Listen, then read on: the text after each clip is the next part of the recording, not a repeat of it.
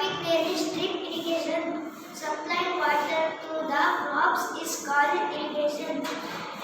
There are different kinds of irrigation system. Drip irrigation is most important and best irrigation method. In this method, plants get water drop by drop at the roots. Method is good for dry regions. ಗಳಿಗೆ ನೀರು ಪೂರೈಸುವುದನ್ನು ನೀರಾವರಿ ಎಂದು ಕರೆಯುತ್ತಾರೆ. ವಿವಿಧ ನೀರಾವರಿ ವಿಧಗಳಿವೆ. ನೀರಾವರಿ ಅತ್ಯಂತ ಪ್ರಮುಖವಾದ ನೀರಾವರಿ ವಿಧಾನವಾಗಿದೆ. ಈ ವಿಧಾನದಲ್ಲಿ ನೀರು ಹನಿಯಾಗಿ ಸಸ್ಯಗಳ ಬೀಳುತ್ತದೆ.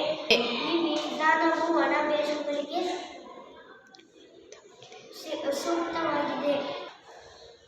I am studying in St. Joseph International Science and Techno School, Kottagam.